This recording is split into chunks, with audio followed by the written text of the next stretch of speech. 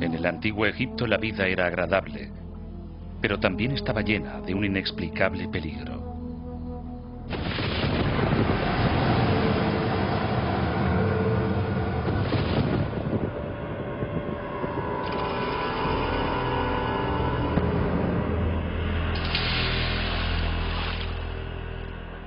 Para entender su universo, los egipcios hicieron una cosa notable.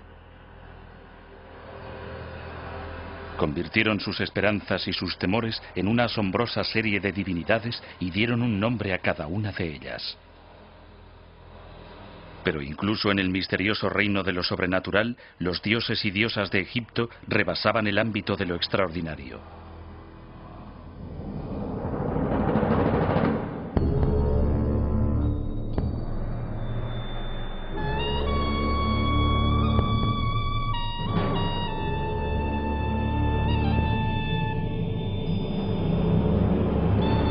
Egipto.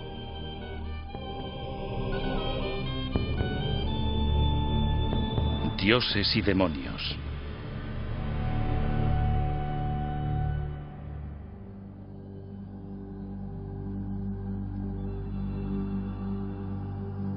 En Egipto había una multitud de dioses, y eran tan complejos y misteriosos como la civilización que los engendró.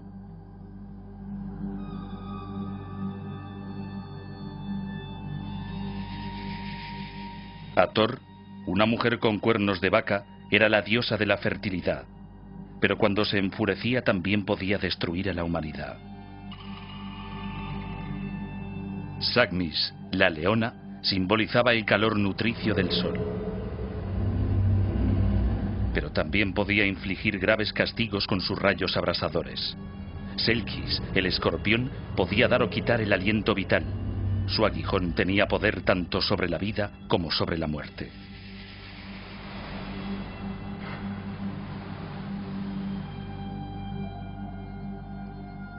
La dualidad de los dioses era producto de la experiencia adquirida a lo largo de miles de años. El universo tenía una cara buena y una cara mala. Requería una vigilancia y un control constantes. Para mantener el necesario equilibrio, los egipcios buscaron la ayuda de los dioses. Los dioses nacieron al comienzo de los tiempos. Según la mitología egipcia, en el inicio no había ni cielo ni tierra, ni día ni noche, ni vida ni muerte, solo la oscuridad y el agua primigenias. Después, en un episodio que reflejaba la inundación anual del Nilo, las aguas se retiraron y apareció un poco de tierra que formó el montículo de la creación.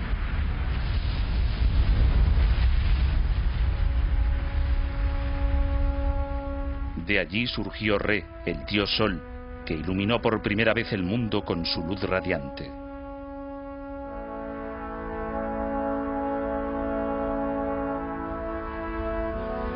Re creó las divinidades del aire y del agua, y separó la tierra del cielo, permitiendo así que se desplegara el resto de la creación.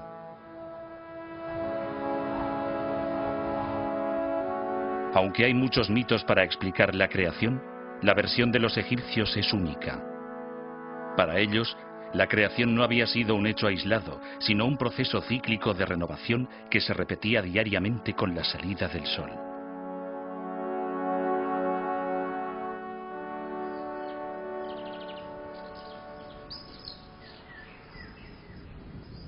El mito de la creación se materializaba en todos los templos del antiguo Egipto.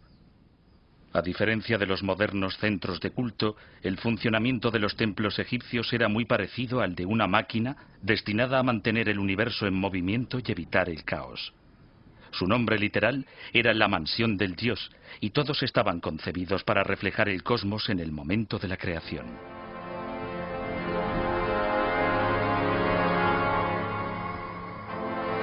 Dos grandes torres llamadas pilonos flanqueaban la entrada. Pensados para representar el horizonte, los pilonos estaban alineados de tal forma que el sol se levantaba entre ellos.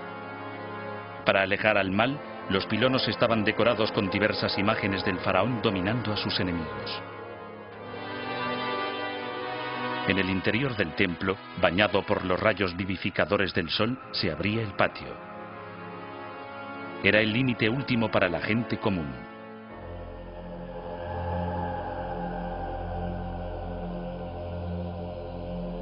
Desde allí, una rampa conducía a un vestíbulo tenuemente iluminado y lleno de columnas con capiteles en forma de papiro y de loto que evocaban las marismas situadas a orillas del recién surgido montículo de la creación.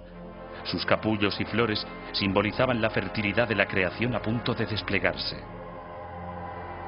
Más allá estaba el santuario, donde la estatua del dios era el centro de un ritual sagrado.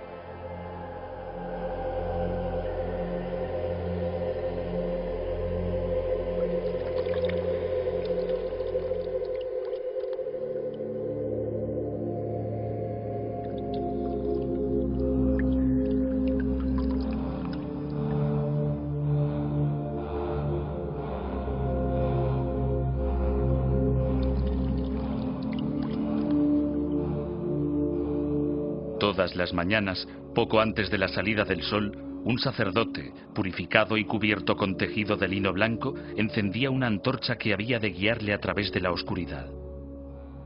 En el santuario interior, purificaba el aire con incienso para despertar al dios que residía en un altar preparado para las visitas terrenales.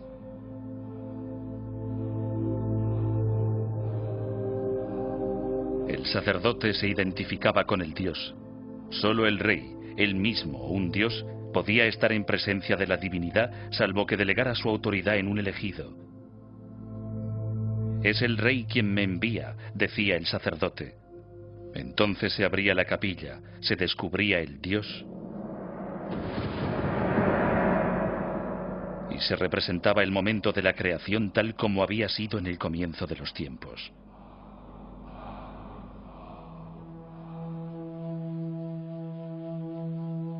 Para los antiguos egipcios, la aparición del sol recordaba el verdadero significado y misterio del universo, la promesa de la continuación de la vida y del triunfo sobre la muerte. También marcaba el comienzo y el fin de un viaje épico. Todos los días, el dios Sol Re se desplazaba a través del cielo, de este a oeste, en una barca solar sobre las aguas del Nilo celeste. Por la noche, volvía a precipitarse en las aguas primigenias del abismo y descendía al mundo inferior, el dominio de los muertos.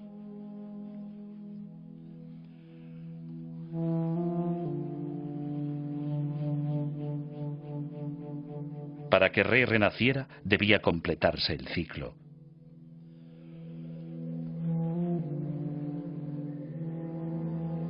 Pero el mundo inferior era un lugar peligroso.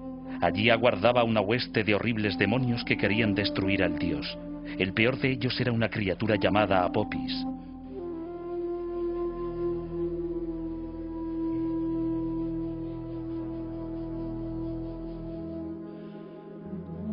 En la cámara sepulcral de un faraón, Vivian Davis, conservador de antigüedades egipcias del Museo Británico, inspecciona una inscripción que describe el tramo más peligroso del viaje. Esta escena tan importante muestra al dios solar Re, con sus sirvientes divinos, en su barca sagrada durante el viaje a través del mundo inferior. Es un viaje lleno de peligros, ya que Re se encontrará con las poderosas fuerzas del mal, de la oscuridad y del caos. La más notable de ellas es una serpiente gigante, Apopis, que quiere destruirle. Estos sortilegios escritos con jeroglíficos aseguran que Re saldrá indemne. Este jeroglífico, que representa a Apopis, la muestra muerta, decapitada con un cuchillo. Así Re, cuando llegue el alba, volverá a levantarse y el rey muerto resucitará con él. La resurrección del rey, al igual que la renovación del cosmos, era un concepto básico para la continuación del mundo tal como lo concebían los egipcios. La continua lucha de la vida contra la muerte y del orden contra el caos debía dominar la actividad cotidiana de los antiguos egipcios. Cuando necesitaban ayuda, lo primero que hacían era recurrir a sus dioses. A pesar de todo, acceder a la morada de los dioses en los templos no era fácil. Dado que la gente no podía entrar, los dioses debían salir.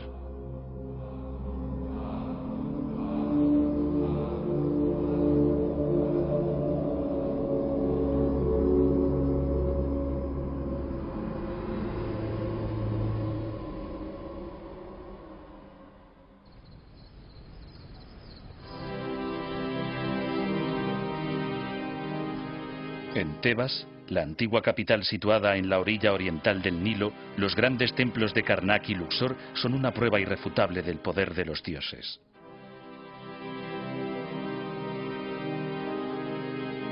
En el antiguo Egipto, todas las ciudades y pueblos tenían su divinidad local. El dios de Tebas era Amón-Re.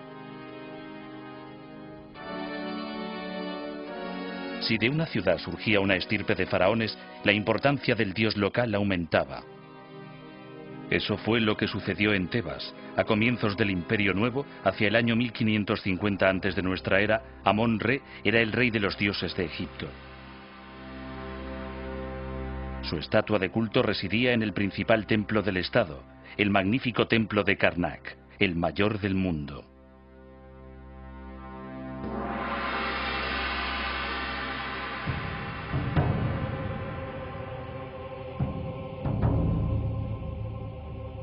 Varias veces al año, la estatua era sacada en procesión de su santuario y sus sacerdotes la llevaban a visitar otros templos.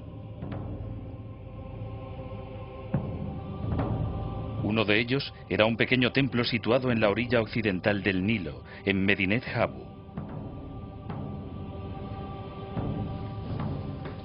Peter Dorman, del Instituto Oriental de la Universidad de Chicago, está copiando una inscripción conmemorativa del encuentro entre el faraón y el dios.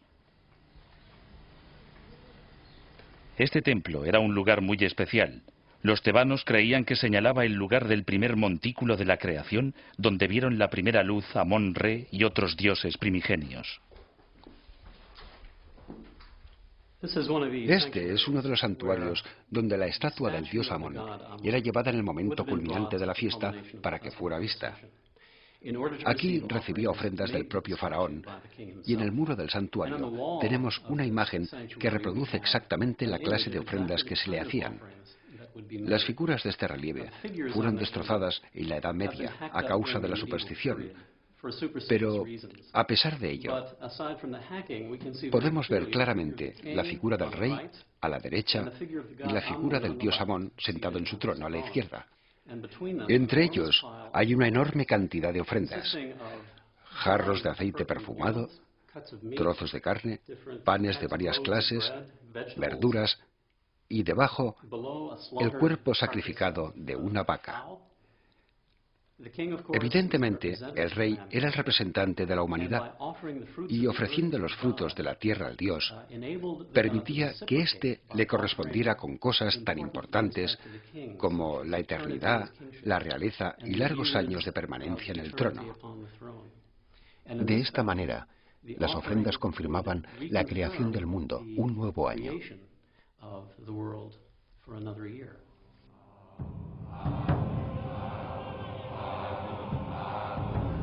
Con la procesión del dios culminaba la fiesta. Para los egipcios era algo que debía celebrarse.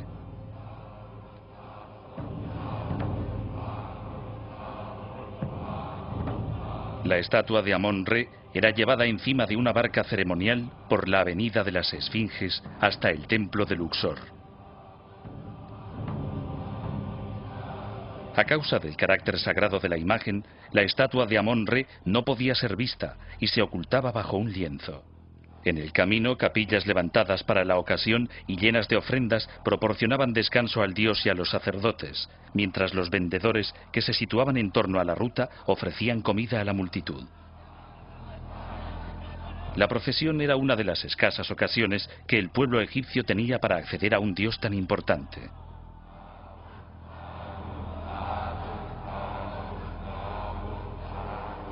La comunicación se realizaba mediante un oráculo.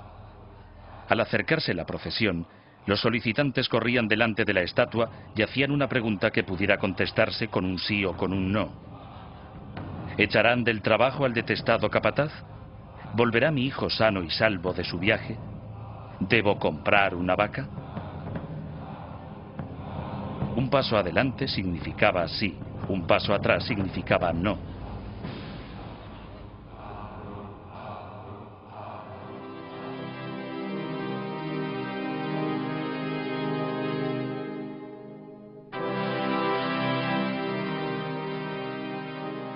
Los oráculos eran la última palabra de la intervención divina. Los reyes los consultaban en las cuestiones más importantes del gobierno: la guerra, las expediciones al extranjero o incluso la sucesión.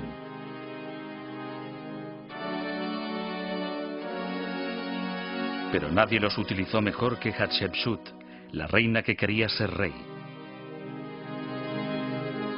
Hatshepsut era medio hermana y esposa del rey Tutmosis II. Cuando éste murió, su hijo, Tutmosis III, era demasiado joven para gobernar y por ello Hatshepsut se convirtió en regente.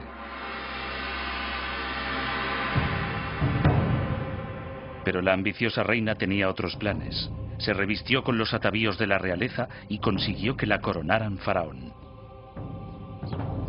Unos bloques de piedra de la desmantelada capilla roja de Karnak, una de las paradas de descanso de Amón-Re durante las procesiones, documentan el hecho. Estos bloques muestran a los dioses más importantes de Egipto coronando a Hatshepsut.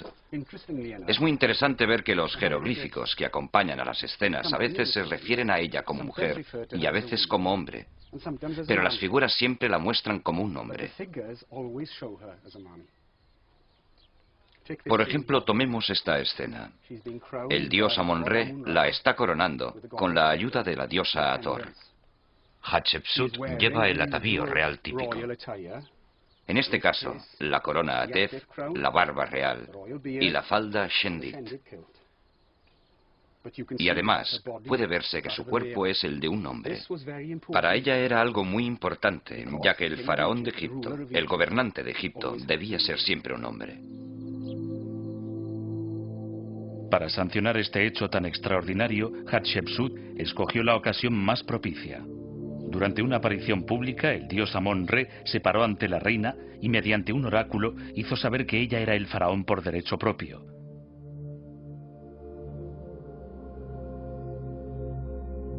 Fuera por intervención divina o por manipulación humana, el oráculo tenía la fuerza de la verdad. Lo que era bueno para los dioses era bueno para Egipto.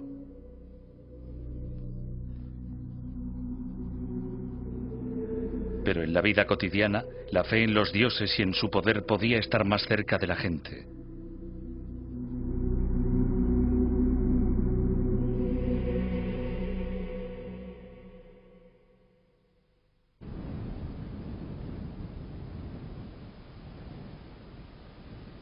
«1400 años antes de nuestra era, este pueblo del desierto llamado ahora Deir el-Medina era el hogar de los artesanos que construían las tumbas del Valle de los Reyes.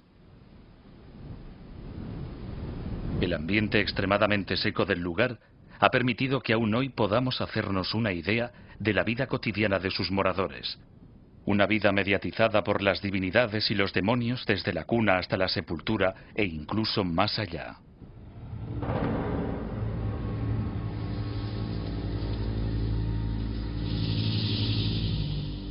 La mayor amenaza para la vida se presentaba en el momento del nacimiento. En una época en la que moría 1 de cada 3 egipcios recién nacidos, las mujeres embarazadas eran consideradas imanes de los demonios.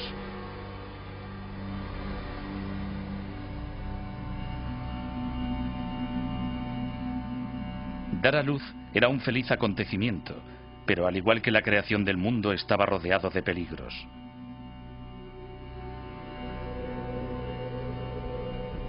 El día del parto, la futura madre debía retirarse al exterior o delante de la casa para evitar que los demonios ocuparan la morada. En muchos hogares, los arqueólogos han identificado lo que podría llamarse una caja de partos. Construida para proteger y acoger a la madre y al hijo, estaba decorada con un desfile de divinidades de aspecto feroz. La diosa Tueris tenía el cuerpo de un hipopótamo embarazado, la cola de un cocodrilo y a menudo empuñaba un cuchillo. los hipopótamos tenían fama de ser unos feroces defensores de sus retoños. El dios Bes era un enano de piernas arqueadas con melena de león y una lengua prominente con la que parecía que intentaba intimidar a sus enemigos. Cuando se acercaba el momento del parto, se utilizaba un objeto hecho con un colmillo de hipopótamo y adornado con figuras de Tueris, de Bes y de otros poderes defensivos para trazar un círculo protector alrededor de la cama, y después también alrededor de la cuna del recién nacido.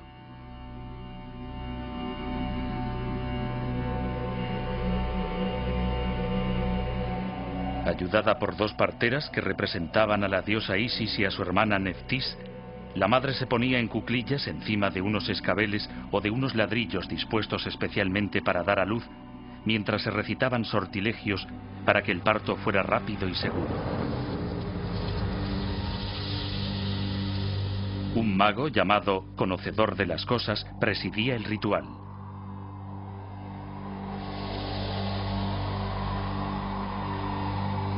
Detrás de una máscara, el mago se convertía en mediador de la diosa Beset, la forma femenina de Bes, que solía representarse con una serpiente de bronce en cada mano.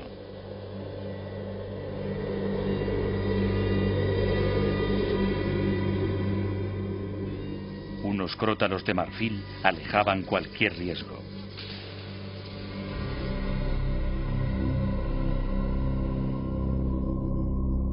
Los egipcios creían firmemente que los peligros de la vida podían superarse invocando a los dioses que habían conseguido sobreponerse a sus propias penalidades, en especial a Isis y a Osiris. La saga épica de sus sufrimientos llegó a ser la base de muchas creencias y prácticas egipcias. Según el mito de la creación, Osiris, el bisnieto del creador, Re, heredó el derecho a ser rey. Pero su hermano Set sentía envidia. Para conseguir el trono, engañó a Osiris para que entrara en un ataúd que, seguidamente, cerró y echó al río.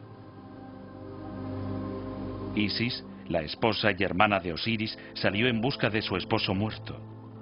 Cuando lo encontró, utilizó sus poderes mágicos para devolverle la vida. Pero Set no se inmutó. Cortó a su hermano en pedazos y volvió a lanzarlo al río. Isis recuperó suficientes trozos para concebir un hijo. Entonces Osiris descendió al mundo inferior para convertirse en rey de los muertos, mientras Isis se escondía en las marismas para proteger al recién nacido Horus, el auténtico heredero.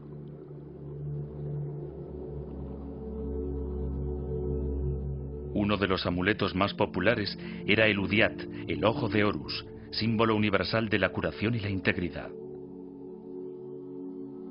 Representaba el ojo que Horus perdió en la batalla que libró contra el malvado Set para vengar el asesinato de su padre, Osiris.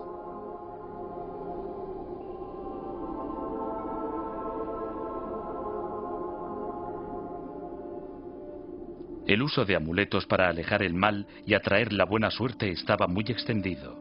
El Ang, el signo jeroglífico que significa vida, era un poderoso símbolo de protección.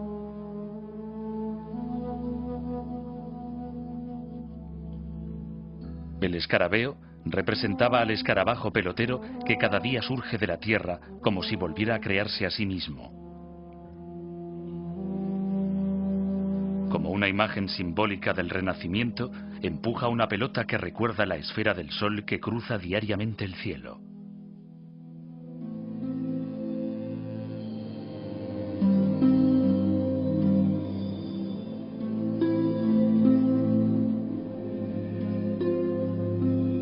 Los amuletos podían ser también sortilegios escritos en un trozo de papiro que se llevaba colgado del cuello.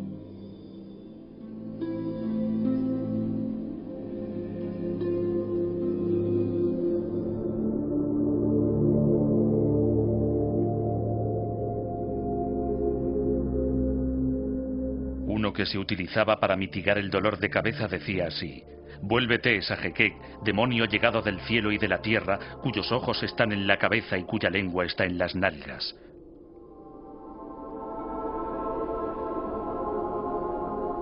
Sé el nombre de tu madre, sé el nombre de tu padre, aléjate de mí.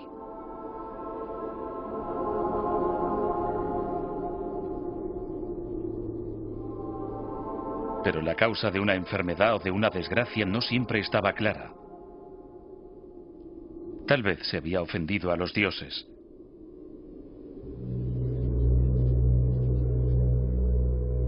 Por si acaso, en cada hogar había altares dedicados a los dioses. Los obreros de Deir el Medina podían adorar a los dioses de su elección. Una de las divinidades preferidas era la diosa serpiente Meret Seher, la que ama el silencio.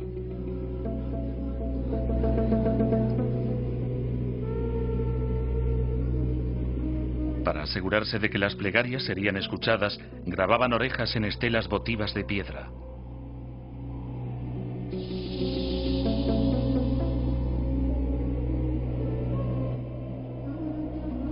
Las serpientes venenosas eran muy comunes en el desierto. Siguiendo la teoría de que aquello que podía dañar también podía ser usado como ayuda, los egipcios deificaron los espíritus de animales peligrosos e invocaron su protección.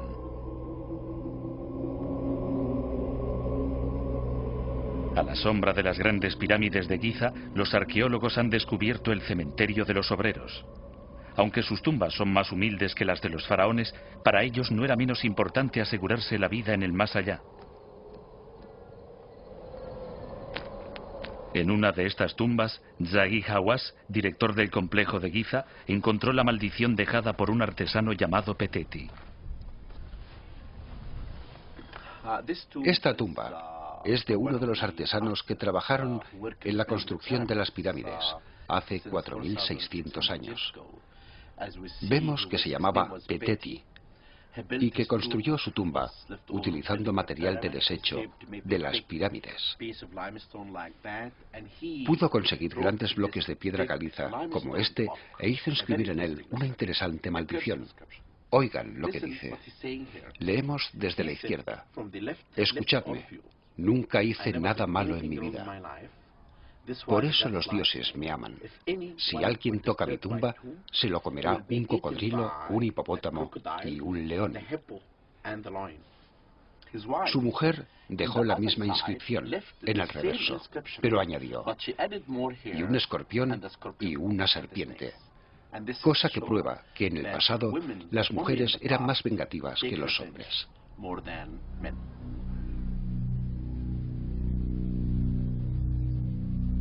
Los muertos a veces eran despiadados, pero también podían ser aliados poderosos. Ya que los demonios y las divinidades residían en el mundo inferior, los aldeanos dedicaban altares en sus casas a los antepasados y les hacían ofrendas.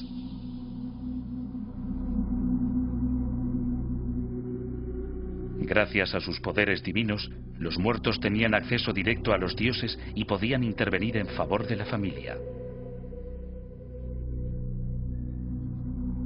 Para comunicarse con ellos, los egipcios escribían cartas a los muertos en las que tocaban todos los temas, desde problemas legales hasta peleas domésticas, sin olvidar los simples saludos.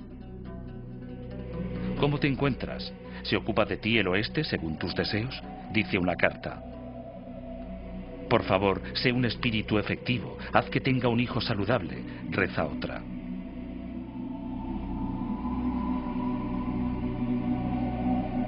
Pero no todos los antepasados estaban dispuestos a interceder por los vivos. Los que habían sufrido algún desaire después de muertos o que guardaban algún rencor podían regresar y perseguir a su familia. En el año 1200 antes de nuestra era, un hombre creía que la desgracia que le acechaba podía ser obra de su esposa fallecida. Para reprochárselo, le escribió una carta recordándole que había sido un marido atento y fiel, y que no era culpa suya que estuviera fuera de casa cuando ella murió.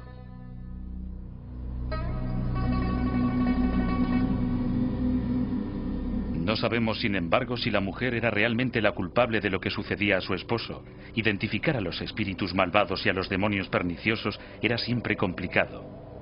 Pero en el viaje final al más allá no cabían errores.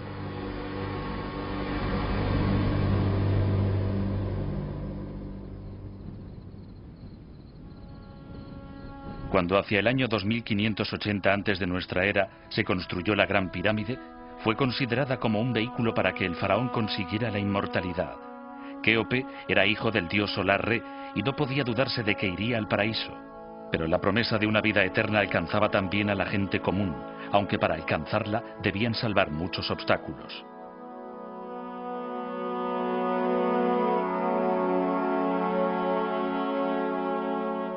El secreto de la inmortalidad residía en el mito de la creación, según el cual Re descendía al mundo inferior para encontrarse con Osiris, el dios de los muertos, y después renacía con la salida del sol.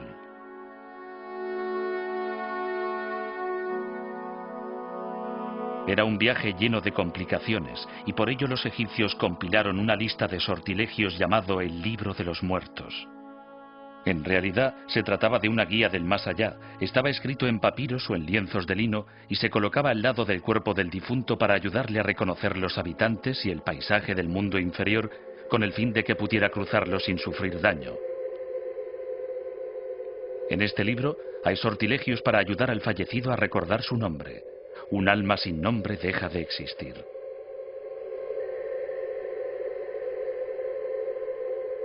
Para llevar una barca a través del río celestial.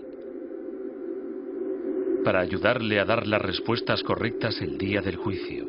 Para reunir un cadáver con su alma humana. Pero para alcanzar la felicidad en la versión egipcia del paraíso, el campo de cañas, el muerto debía viajar primero de oeste a este a través del mundo inferior y cruzar varias puertas. Cada puerta estaba vigilada por un demonio que devoraba el alma de los difuntos. Para desarmarlos era necesario saber sus nombres secretos. El espía, el gritón, el sanguijuela y el rabioso con cara de hipopótamo. Pero los fallecidos no eran los únicos visitantes del reino de los muertos. Por la noche, los que dormían y soñaban también bajaban al mundo inferior para comulgar con los dioses. Se creía que un sueño era una revelación de la verdad y su simbolismo, aunque no siempre claro, era una profecía de algo que podía ser bueno o malo. Para saberlo, los egipcios consultaban a personas que tenían el don de interpretar los sueños. Un celebrado escriba de Deir el Medina, llamado Genher-Hopsef, poseía su propio libro de los sueños. Es el único que se ha encontrado y contiene gran cantidad de interpretaciones.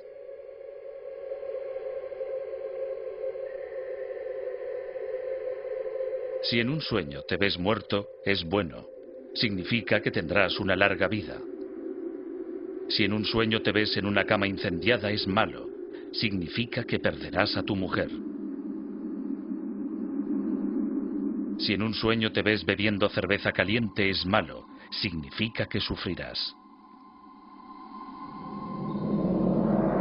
Pero los egipcios con problemas podían pagar a otros para que soñaran por ellos.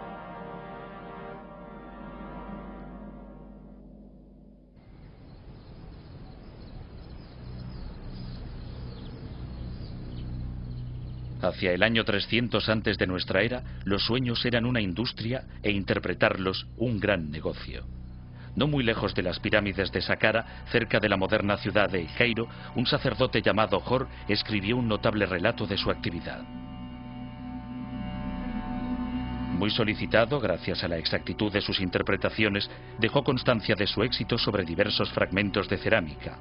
En conjunto, 65 textos que se remontan al año 147 antes de nuestra era. En uno de ellos cuenta sus propios sueños sobre un fantasma que se le apareció en el templo donde trabajaba y sobre el capataz de un grupo de obreros.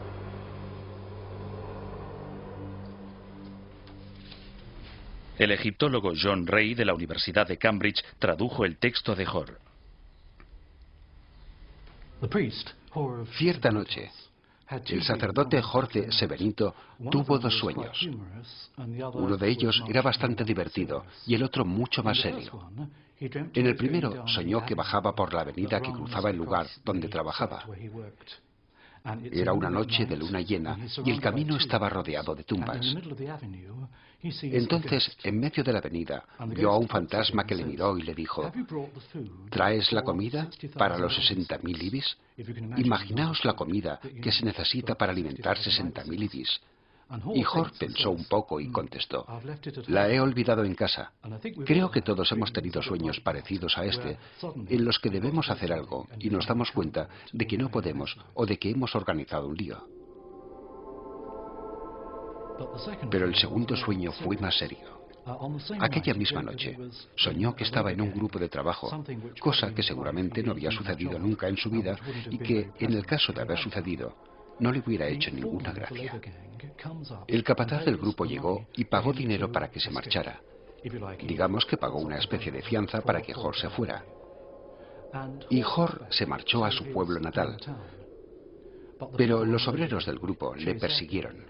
No querían dejarle partir y lo habían rodeado. Y cuando levantó la cabeza vio al capataz, el que había pagado por él. Y el capataz le dijo: te has metido en un buen lío. No soy el capataz, soy un dios. Ya te lo advertí, no debes adorar a ningún otro dios.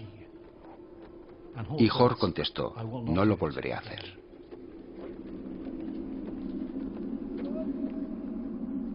Jor interpretó los sueños y dedujo que debía ir a Saqqara y dedicarse al culto del dios con cabeza de ibis, Tot. Por la noche le pagaban para que soñara. De día trabajaba como escriba y registraba las actividades del templo. Más adelante, Jor desempeñó un papel clave en el descubrimiento de un escándalo que haría tambalear el culto. Cada año, miles de peregrinos con problemas o difíciles decisiones que tomar llegaban a Saqqara para obtener ayuda mediante la compra de animales momificados que servían de intermediarios con los dioses. Los animales representaban divinidades y los egipcios los consideraban sagrados.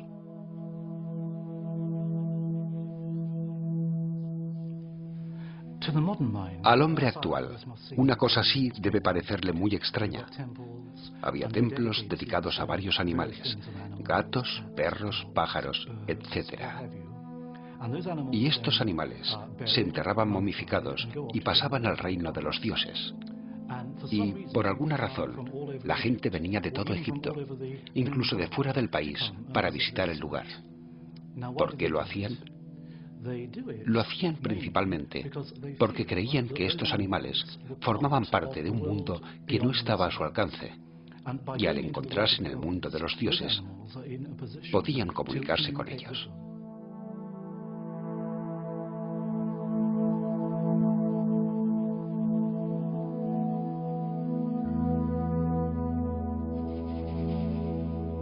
Tot era el dios del conocimiento y de la escritura.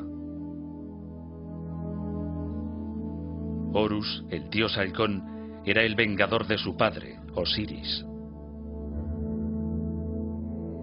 Aunque la mayoría de los grandes templos de Egipto eran inaccesibles, el culto a los animales estaba al alcance de las multitudes.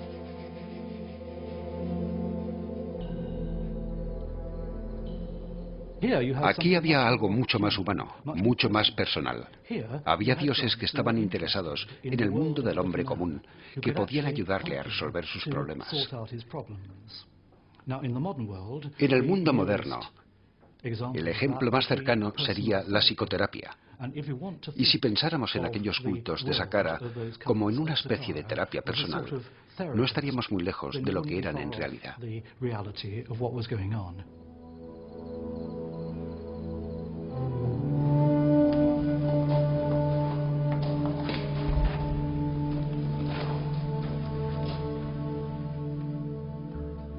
Debajo de los templos había una serie de catacumbas llenas de vasijas y tinajas con las momias de los animales sacrificados a los dioses.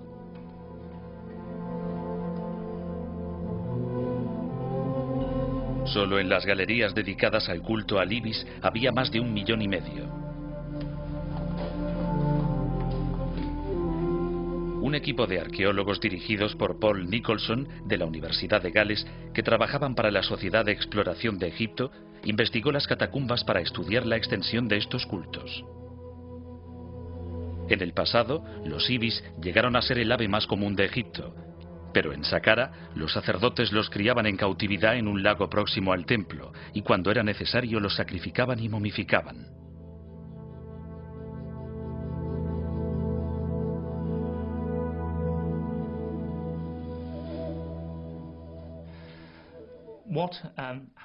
Las aves se sacaban del lago y una vez muertas se envolvían en vendas de lino. En este ejemplar aún pueden verse algunos rastros del vendaje. En unos casos podían ser evisceradas, en otros solo desecadas o sumergidas en natrón. Fuera cual fuera el método empleado, después se envolvían con vendas. Aquí dentro habría un ave más o menos así. En algunos casos, el vendaje podía ser muy complicado. A veces, encontramos pequeñas figuras votivas que muestran a uno de los dioses asociados con la necrópolis de animales.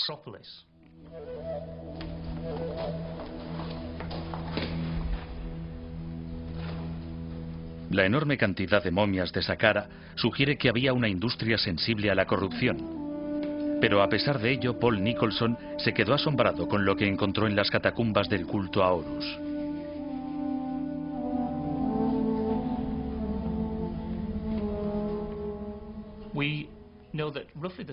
Sabemos que el mismo proceso se utilizaba para la momificación de los halcones.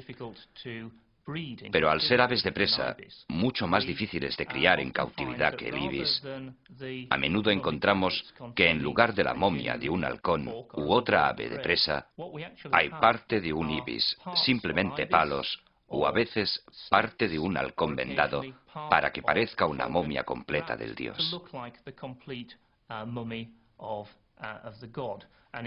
En las vasijas es más frecuente encontrar estas momias sustitutorias que halcones auténticos.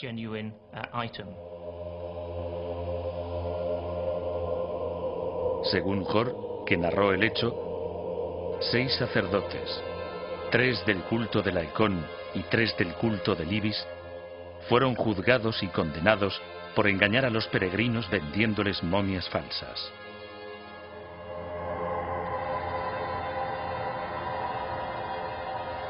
El resultado fue el establecimiento de una normativa y de inspecciones regulares para evitar que los abusos se repitieran en el futuro.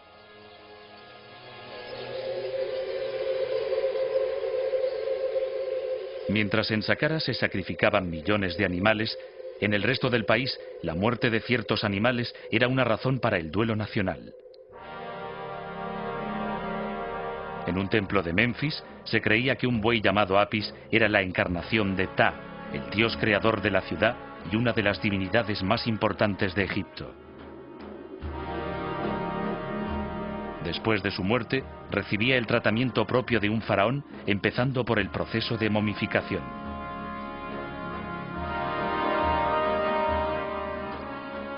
Al lado del santuario, Michael Jones, del Centro Americano de Investigación de Egipto, identificó el emplazamiento donde fue purificado el cuerpo embalsamado de un buey Apis.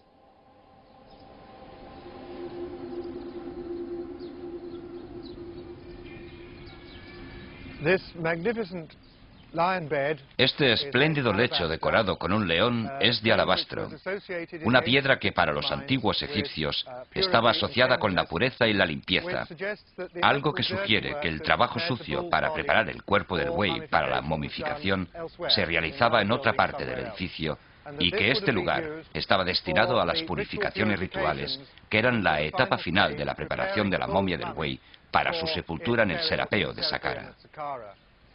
El sacerdote debía traer la momia terminada en un armazón de madera, situarla en el lecho del león, dentro de la superficie ribeteada que se ve en la parte superior, y realizar libaciones encima de la momia con agua que se escurría hasta el final del lecho. Al estar poderosamente cargado con el poder de la momia del dios, el líquido debía recogerse en este cuenco, sin dejar que se derramara. El enorme tamaño del cuenco nos da una idea de la cantidad de líquido que se necesitaba para llevar a cabo este ritual de purificación.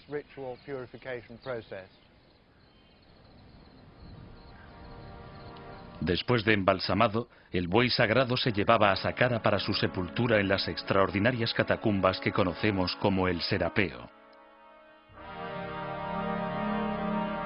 Una galería de más de 100 metros de longitud se abre a 28 enormes cámaras, cada una empequeñecida por un sarcófago gigantesco tallado en un solo bloque de granito de más de 80 toneladas.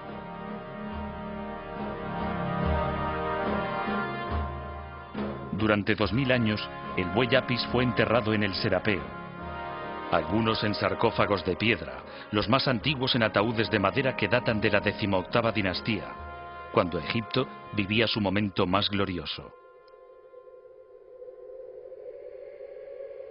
Por una ironía del destino, el culto a los animales llegó a su cenit después de la conquista de Egipto, primero por los asirios, después por los persas y finalmente por los griegos.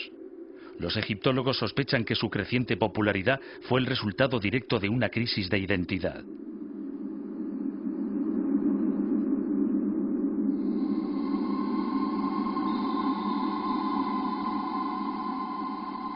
Por primera vez en su larga historia, Egipto ya no era el centro del universo.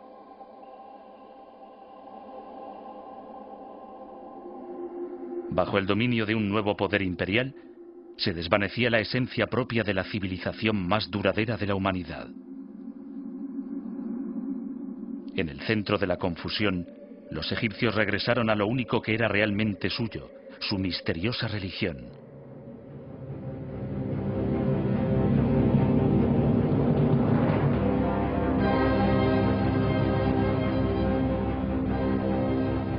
Con su devoción, estaban diciendo a un mundo que ya no envidiaba su antigua cultura: esos son nuestros demonios y nuestros dioses. Son lo que somos. Son lo que nos separa de vosotros. Son lo que nos ha hecho egipcios durante 3000 años.